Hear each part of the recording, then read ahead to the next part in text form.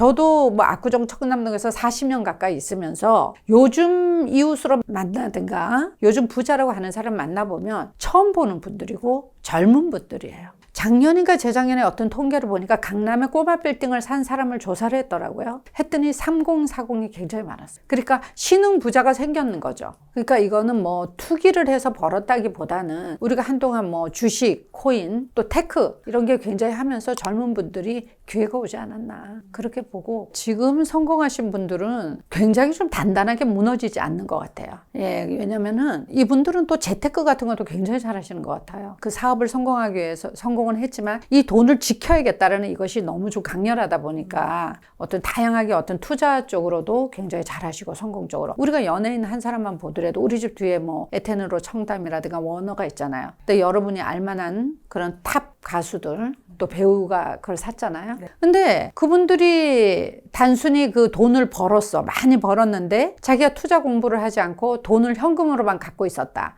그리고 소비를 했다. 연예인이니까 그걸 품위 유지하기 위해서. 그렇다면 그런 분들도 있죠. 다 소비로. 근데 연예인 분들도 두 부류로 나누잖아요.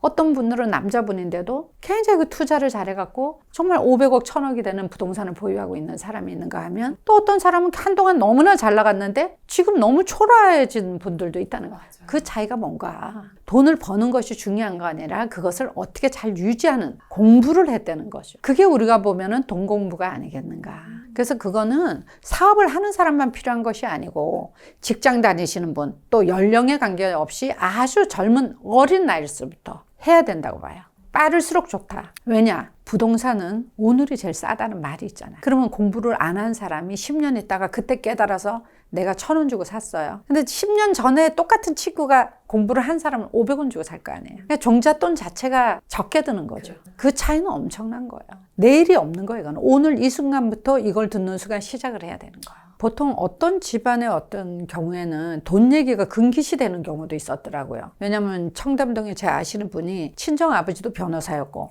현재 남편도 변호사였어요.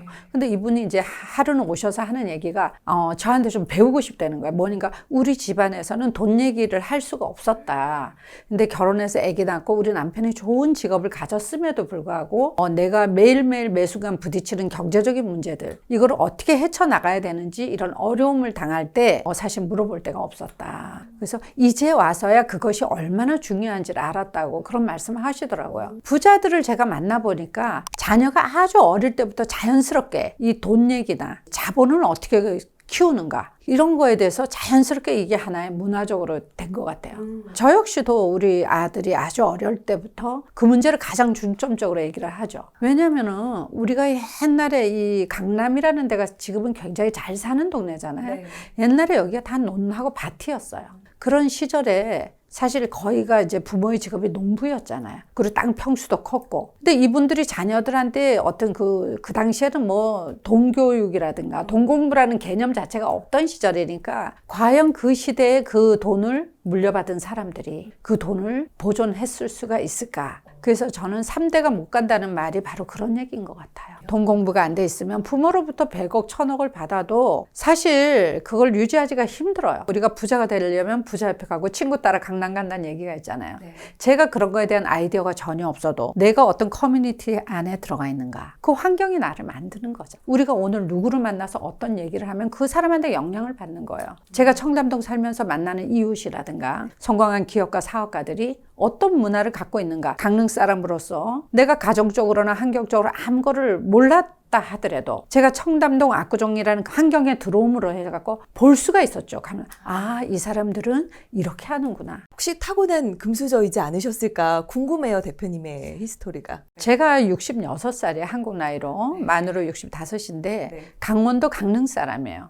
그러니까 다 가난했어요. 저만 가난한 게 아니고 주변이 다 가난했다고 보면 돼요. 그리고 저희 아버님이 이제 목재소를 하셔서 사업을 하셨지만 지금처럼 은행에 가서 다양하게 뭐 레버리지를 하고 이런 상황이 아니었던 것 같아요. 그래서 사업은 하셨지만 굉장히 어려웠었다 이런 기억이 있고요. 그래서 아버지가 23살에 돌아가셨어요. 돌아가시면서 제가 언니 오빠가 있어도 어떻게 가장이 됐는데 정말 제로가 아니라 마이너스에서 시작했다고 보면 돼요. 제 자신이 그렇게 뭐 학창시절에 똑똑하거나 야무지거나 뭐 성실한 이런 사람이 아니었었어요. 전혀 그거에 반대되는 사람이었어요. 그래서 과거에 학창시절에 만났던 친구들, 선생님들은 저를 보면서 자기 아이가 공부를 안 하거나 뭐 안 할 때 제 생각한대요. 저렇게 인생이 역전될 수도 있구나. 이런 위로를 받는다 그러더라고요. 그래서 공부가 중요한 것이 아니라 어느 시점에 얘가 왜 이거를 해야 되는 그것이 더 중요하다.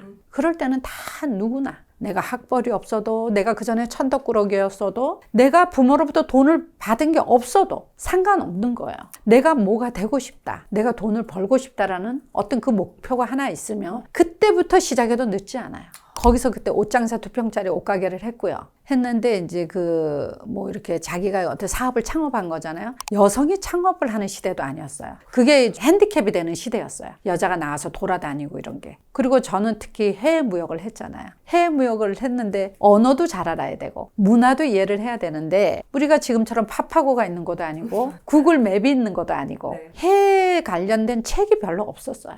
예, 그래서 지금은 뭐 다양한 여행책이나 블로그만 봐도 또 유튜브에도 많은 저기가 있잖아요. 정보가. 그게 아니던 시절에 지도 한 장, 종이 지도를 갖고 이제 유럽의 어느 파리나 이태리를 찾아다녀야 되는 거. 그런 것들이 굉장히 많이 울었고요. 호텔 방에서 불을 끄고 잔 적이 거의 없어요. 무서워서. 아주 그 무슨 어떤 학교 교실 같이 복도가 쫙 있으면 옆에 방 쫙 있는 이런 좀 저렴한 그런 어떤 호텔들이 많아요. 유럽에는. 그런 호텔에 있었기 때문에 굉장히 좀 두렵더라고요. 여성이 혼자고 거리에 나가도 한국 사람을 한 명도 만날 수 없고. 왜냐면 우리가 그때가 여행이 자유화가 안 되던 시절이에요. 예, 근데 저는 이제 사업을 하는 사람이기 때문에 사업자 비자로 받아서 갔으니까 갈 수 있었는데 일반 여행객이 없던 시절이니까 뭐 언어 자체와 문화가 틀리다는 건 굉장히 두려움이죠. 그러면 강릉에서부터 해외에서 이제 물건을 수입을 하셔서 그 무역업을 계속 하셨던 거예요? 강릉에서 할 때는 서울에 와서 남대문에 갔다가 이렇게 팔았었고, 근데 이제 강릉의 돈이라는 게 아무리 벌어도 먹고 사는 거 그 정도지만 집안을 다시 일으킬 정도는 아니잖아요. 네. 그때 제가 우연히 이제 서울의 호텔에서 이제 미용사 하는 친구가 있었는데 거기를 이제 가서 우연히 만났던 어떤 그 커피숍에서 멋진 비즈니스 우먼을 본 거예요. 보고서 한 번 더 충격을 받았죠. 너무 멋있는 거예요. 막 영어를 하면서 외국인하고 커피숍에서 멋있는 옷을 입고 막 하는 모습이 너무 충격적인 거예요. 아, 저런 모습을 난 태어나서 처음 보는 거예요. 아, 그럼 나도 저런 사람이 되어야겠다. 이래서 제가 서울로 온 거예요. 86년대 왔는데 27살. 500만 원을 갖고 이제 서울에 왔죠. 뭔가 전 재산을 가지고 온 그런 느낌이셨을 것 같아요. 예, 제가 이제 처음 했던 거는 서울에 와서 명동에서 가게를 했는데 그 가게도 한 7천만 원 되던 거였거든요. 근데 이제 500만 원밖에 없었기 때문에 그거를 이제 집주인한테 사정을 해서 월세만 주고 얻었어요. 보세 옷을 했어요. 그래서 수출하고 남은 옷, 그걸 우리가 보세라고 하거든요. 그걸 이제 여성 의류를 했었어요. 그거 역시 이제 간절함. 제가 다시 망해서 내려갈 수 없다라는 간절함이 있었던 거죠. 그래서 정말 온몸을 던져서 일을 했던 것 같아요. 그래서 우리가 어디다 깃발을 꼽느냐. 그래서 강릉에서 처음 왔는데 서울을 알 수가 없잖아요. 그럼 물어본 게 뭐예요? 어디가 넘버원이냐. 쇼핑 에리아가.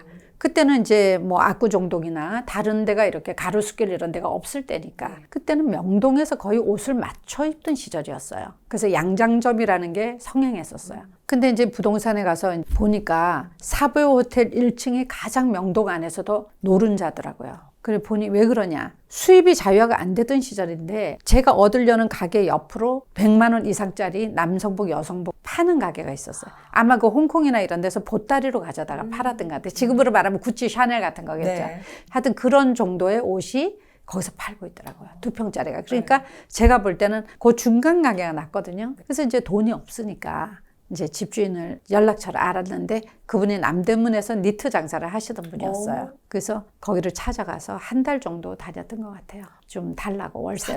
사정을 했죠.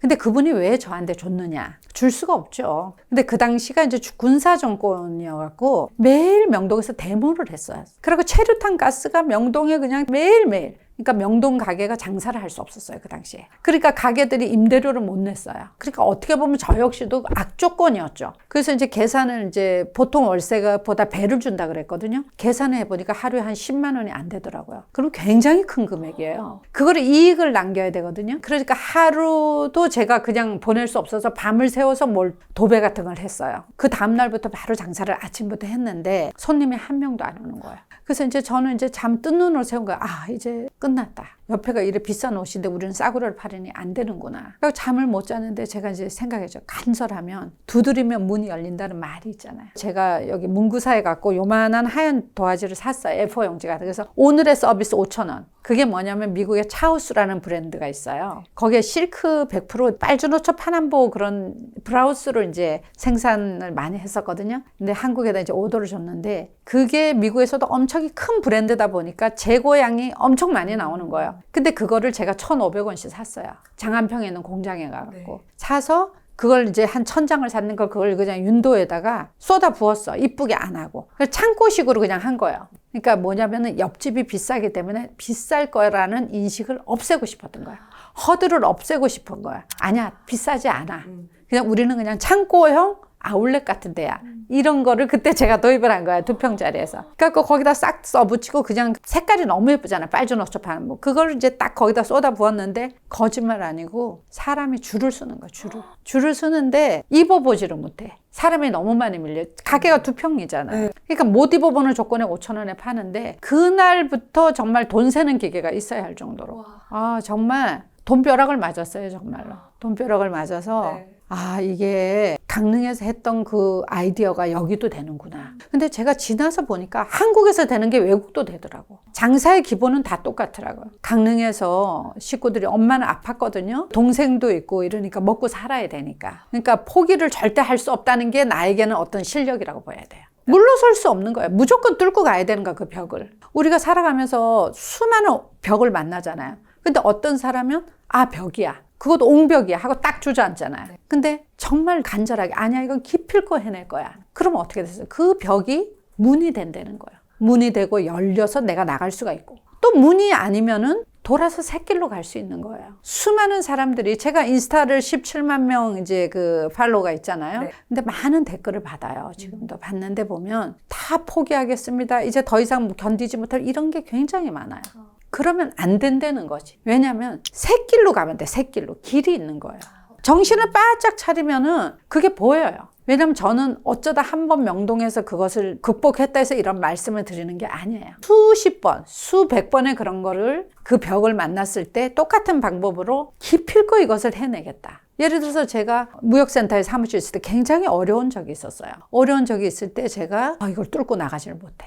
방법이 없어. 이럴 때 어떻게? 하루에 4번을 밥을 먹었어. 아침 6시부터. 왜냐면 제가 무역센터에 사무실인데 옆에가 인터컨티넨탈 호텔이에요. 그랜드 인터. 그때는 코엑스 인터가 없었어요. 그러니까 우리가 이제 1층으로 나가면 호텔로 바로 들어가거든요. 거기는 외국 손님들이 있기 때문에 아침 6시, 6시 반부터 아침 조식을 시작해요. 그러면 어떤 사람을 내가 만나서 그 사람의 도움을 받고 싶어. 자문을 받고 싶어. 그럼 그 사람 바쁘다 그러는 거야. 그럼 제가 뭐라 하냐면 아침에 만납시다, 새벽에. 그럼 자기가 시간 없다 소리 못 하잖아. 그렇게 하는 거야. 새벽에 만납시다. 그 새벽에 거기서 만나서 아침 조식을 같이 먹으면서 얘기하는 거야. 9시에 다시 다른 사람을 오라 그래. 점심에 만나, 저녁에 만나, 밤에 만나. 4-5번을 만나면 한 일주일, 한 달만 만나면 모든 문제가 다 해결돼. 그 사람들이 해결해 주는 것이 아니라 내가 대화를 하면서 내 머릿속에 답을 갖고 있더라는 거지. 만나야 돼. 어려운 일 있을 때마다 만나서 얘기를 하다 보면 자기가 얘기하다 보면 자기가 답을 얘기하고 있어. 그런 경우가 되게 많아요. 그런 식으로 절대로 어떤 상황을 포기하지 않았던 것 같아요.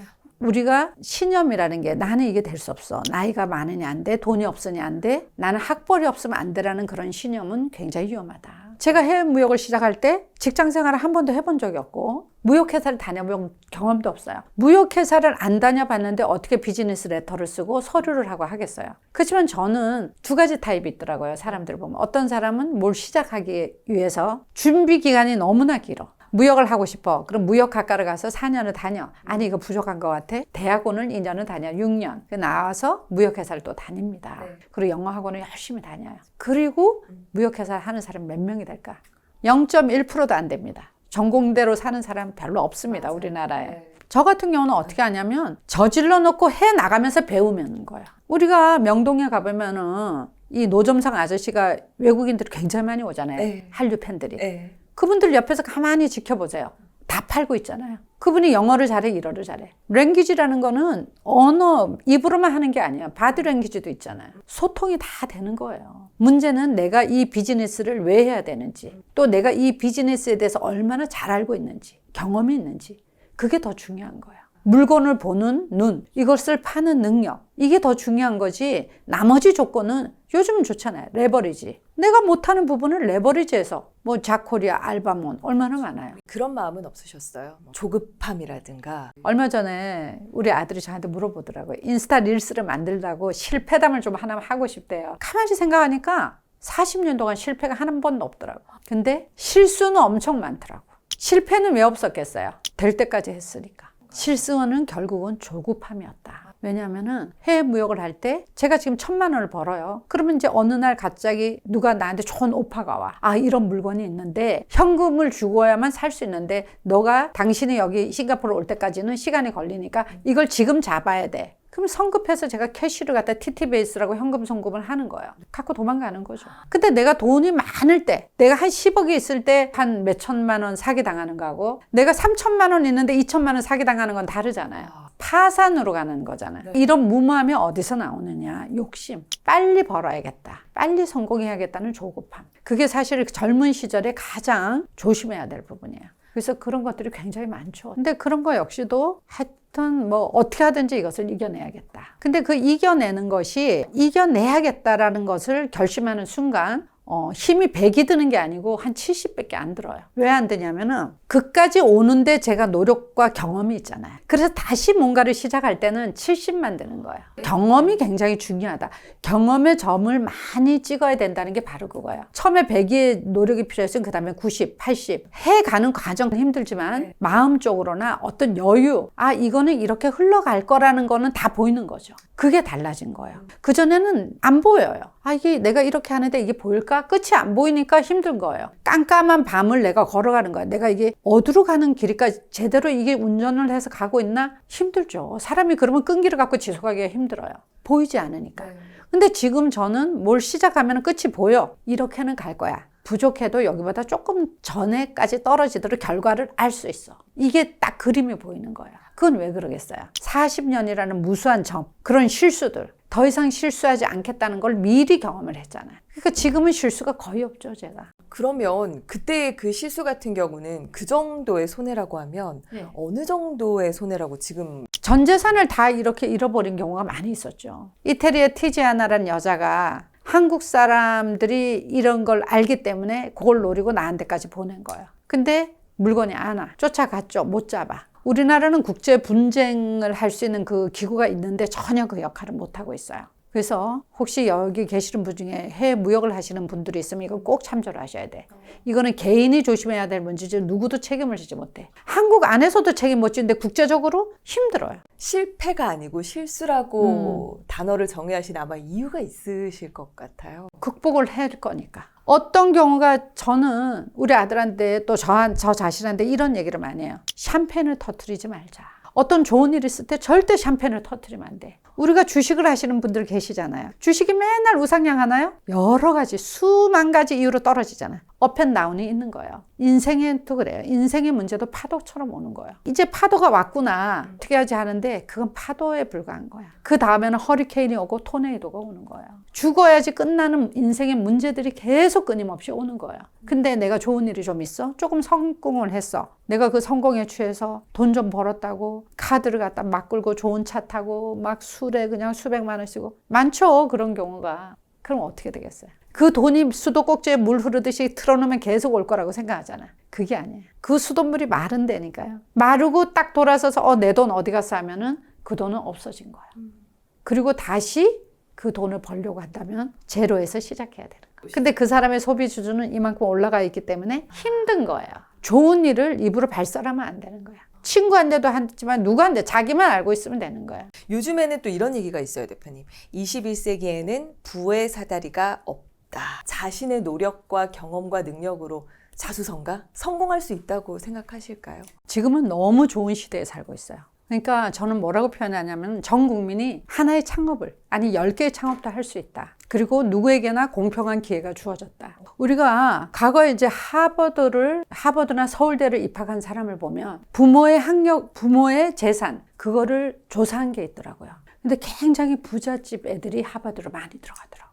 그래서 돈과 그 어떤 교육의 그거는 어떤 비례했다. 근데 지금은 교육의 평준화가 됐잖아요. 어떻게 보면 우리가 돈을 쓰고 자기 개발을 배우러 다니는 경우도 있지만 돈이 하나도 없다 하더라도 유튜브나 책만 통해서도 다 공부할 수 있는 게 다 있어요. 그러니까 내가 직장 생활을 하든 내가 시골에 어디에 살든 제주도 울릉도에 살든 상관이 없는 거예요. 내가 어떤 목적성을 갖고 내가 목표를 갖고 내가 이렇게 해야겠다 하면은 배우려는 거는 무자본으로 다 배울 수 있어. 돈이 하나도 필요 없는 거. 그리고 창업 역시도 우리가 SNS가 돈이 드나요? 저 같은 경우는 17만 명 올 때까지 혼자서 했거든요. 우리 아들하고. 돈 안 들죠. 시간과 노력이 필요할 뿐이야. 어디서 배웠어요? 인터넷에서 다 배울 수 있어요. 잘하는 사람 걸 하나씩 갖고 오면 되는 거야. 릴스를 1등으로 잘해. 그럼 그 사람 거 갖고 오고. 또 번역이 얼마나 잘 돼 있습니까? 미국의 인플루언서들 넘버 1, 2 다 있잖아요. 그거 들어가서 번역해서 보고 그렇게 해서 공부를 다 해서 이걸 짜집게 해서 이렇게 하는 거지. 그렇기 때문에 어떻게 보면은 이제는 이런 창업가, 아까 제가